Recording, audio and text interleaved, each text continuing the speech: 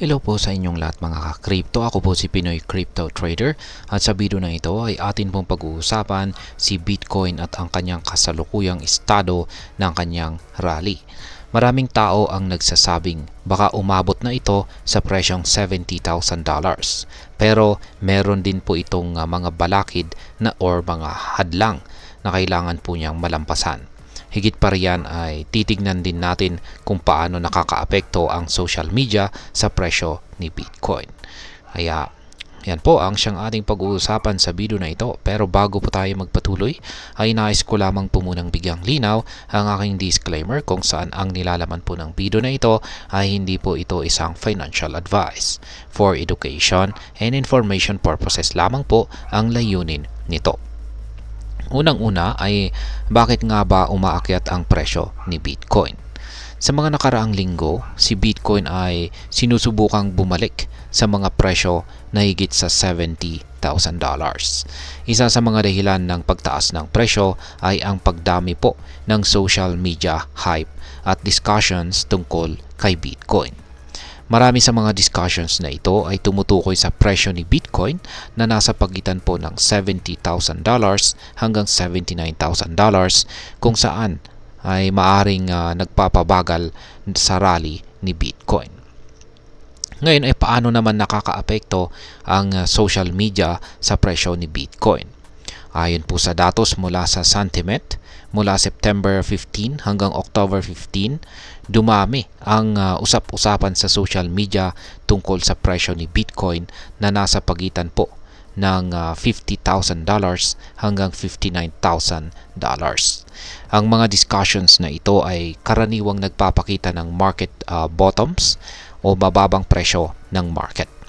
Sa kabilang banda, ang bilang ng mga pagbanggit or mentions kay Bitcoin sa pagitan po ng $70,000 at $79,000 ay umabot sa pinakamataas na level na karaniwang nagmamarka ng market tops o pinakamataas na presyo ng market.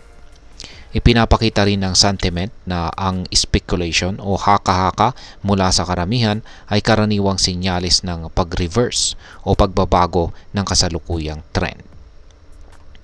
Ngayon ay ano ang kamakailang galaw ng presyo ni Bitcoin? Nitong September 27 ay umangat po ang presyo ni Bitcoin lagpas sa presyong $67,000 na nagdulot po ng mas mataas na kasiyahan at hula na aakyat ito lagpas sa presyong $70,000.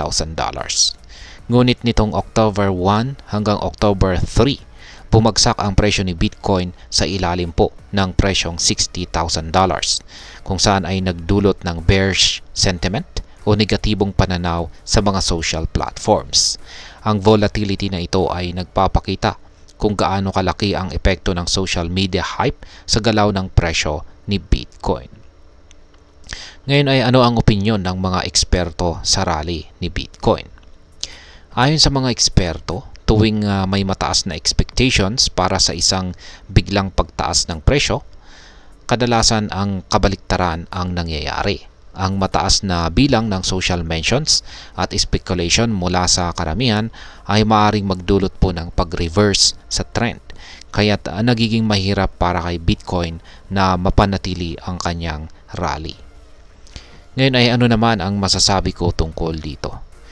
Sa aking sariling pananaw, ang rally po ni Bitcoin patungo sa presyong $70,000 ay puno po ng volatility at epekto ng social media. Ang mataas na antas ng expectation mula sa mga tao ay maaaring magdulot po ng pag-reverse sa trend, kaya't mahalaga na maging maingat sa pag-invest. Ang social media hype ay isang double-edged sword. Maaaring magdulot ng mabilis na pagtaas ng presyo, pero maaari rin itong magdulot ng biglang pagbagsak. Kaya, ayan. Hanggang dito na lamang po tayo sa video na ito mga ka-crypto. Sana po ay inyong nagustuhan ang aking paliwanag sa video na ito. Kung inyo po itong nagustuhan, pakiclick lamang po ang like button nito. Para naman po sa mga bago lamang dito, kayo po ay aking inaanyayahan para mag-subscribe. Pakiclick na rin po ang bell icon nito dahil ito po ang siya magsisilbing notification nito sa mga bago kong videos na akin pong ina-upload sa aking YouTube channel na ito. Marami pong salamat sa panonood, ingat po tayo lagi at God bless po sa ating lahat.